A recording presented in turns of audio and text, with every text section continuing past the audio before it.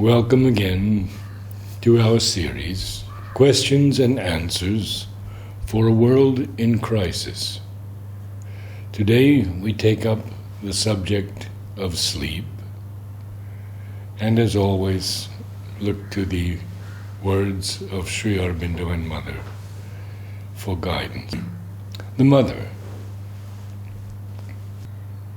To pass a sleepless night once in a while, every 3 or 4 months, does not matter much, provided that the rest of the time you sleep well.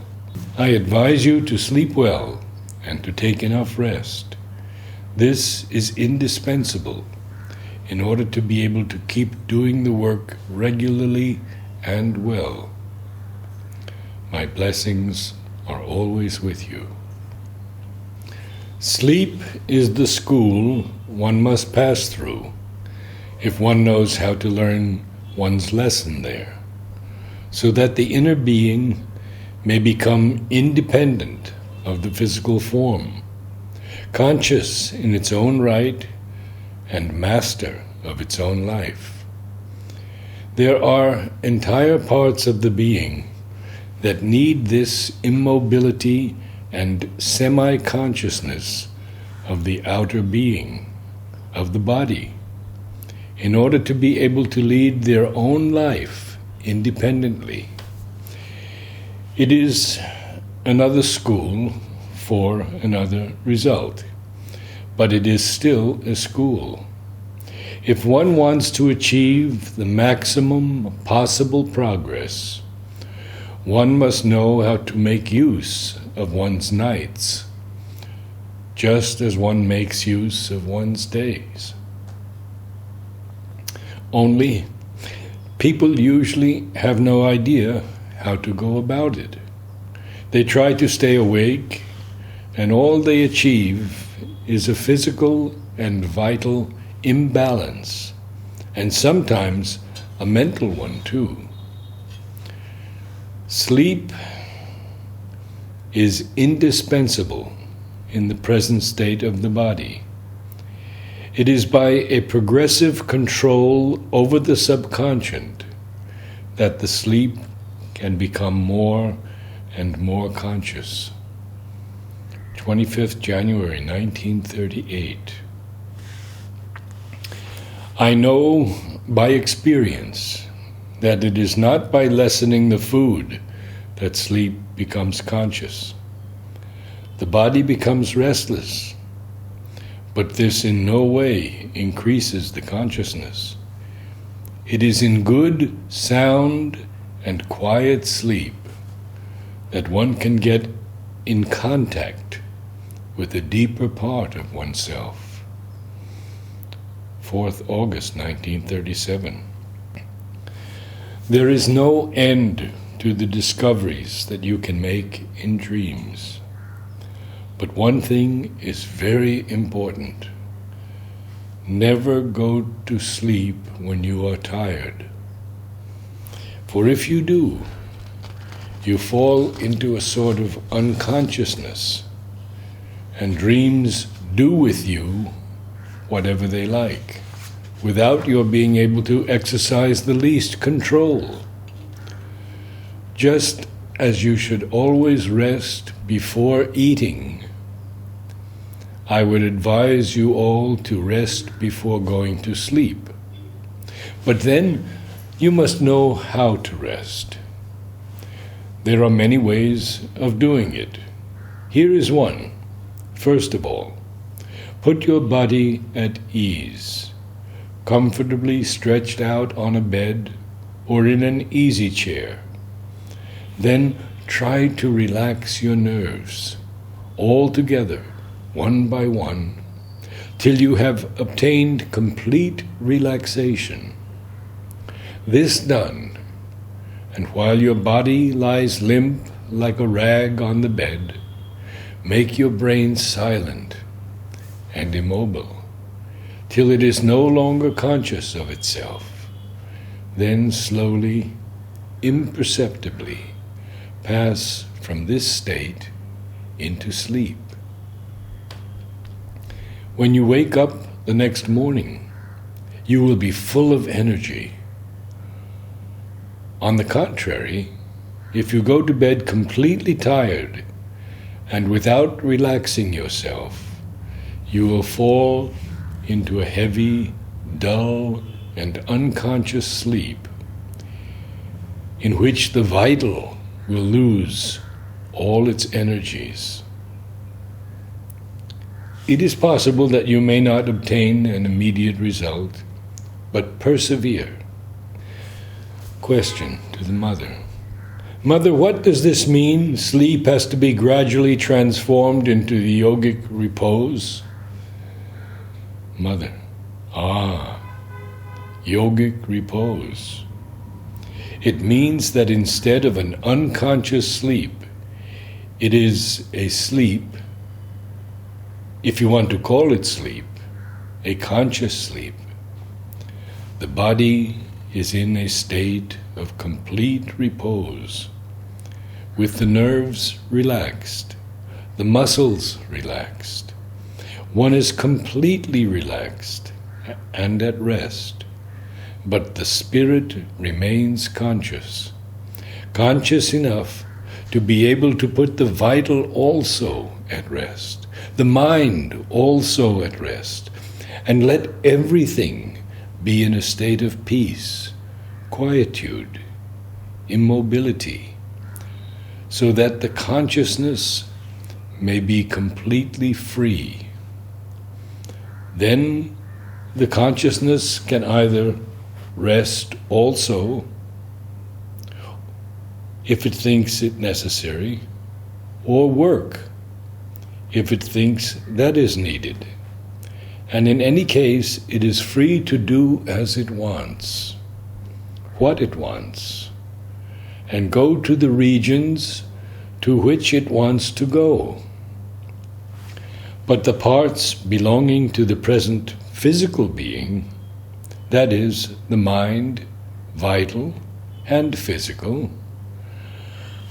are in a complete repose and a kind of immobility, due to which the hours of sleep do not need to be so long.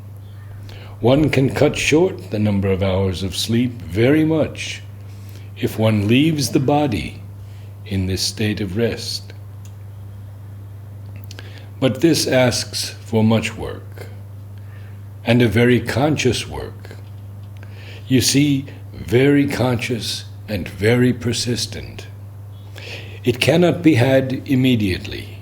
It may require years of discipline. Only once it is acquired, well, one has mastered sleep and can prevent, for example, there are many people who, when they go to sleep, are in a very good state of consciousness. And when they wake up in the morning, they are completely dazed and have lost all that they had gained the previous day. And that's because their sleep is unconscious, and they go out in the vital or the mind or the subtle physical. They go to undesirable places, or else fall into the inconscience and lose in this inconscience all they had gained before. It is something very necessary, but it can't be acquired very easily. It is one of the most difficult things to do, but it is very useful. Only one can hardly do it without a very close guidance, because unless one knows how to do it even to the last detail, one risks doing stupid things. In any case, one thing you can do in all security is, before going to sleep, to concentrate, relax all tension in the physical being. Try, that is, in the body try, so that the body lies like a soft rag on the bed, that it is no longer something with twitchings and cramps, to relax it completely, as though it were a kind of thing like a rag, and then the vital, to calm it. Calm it as much as you can. Make it as quiet, as peaceful as possible. And then the mind also, the mind, try to keep it like that, without any activity.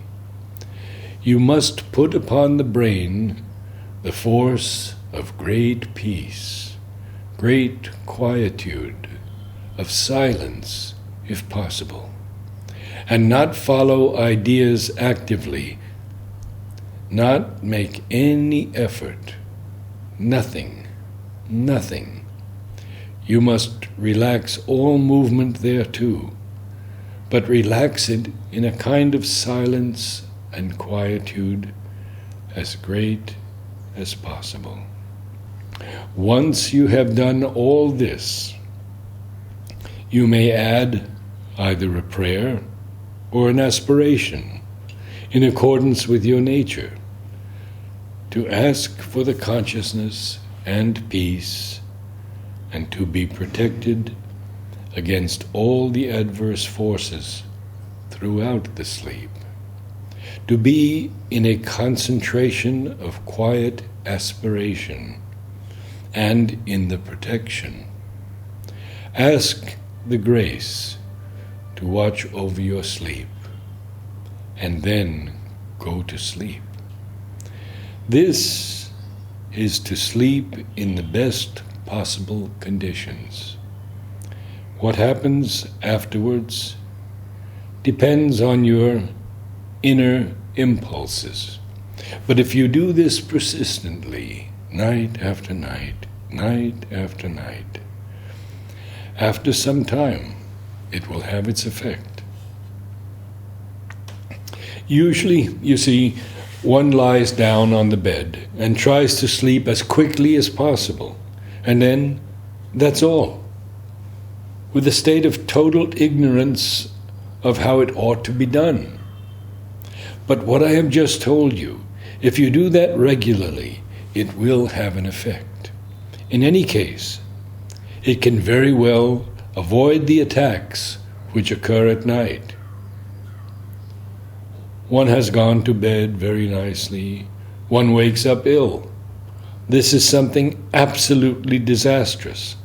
It means that during the night, one has been getting infected somewhere in a state of total inconscience. And now from Sri Aurobindo, some answers to questions. Question: is sleep necessary for a sadhak who has reached the higher consciousness? Sri Aurobindo: so long as one has a body that is not altogether transformed in all its functionings, sleep is necessary. Why are the mind and vital so active at night? How could one control their activity at night? It is their function. So long as one is not perfectly conscious in sleep, they will act. Question: in the first and middle part of my sleep, there is a great mental and vital activity. But in the last part, this activity subsides, and I get various kinds of symbolic dreams and intimations of higher knowledge. What is the reason of this? Sri Aurobindo: in sleep, one very commonly passes from consciousness to deeper consciousness in a long succession until one reaches the psychic and rests there, or else from higher to higher consciousness until one reaches rest in some silence and peace. The few minutes one passes in this rest are the real sleep which restores. If one does not get it, there is only a half rest. It is when you come near to either of these domains of rest that you begin to see these higher kinds of dreams. question. What is the way to pass into the psychic or the higher consciousness in sleep and rest there? Sri Aurobindo. It is done unconsciously, as it is.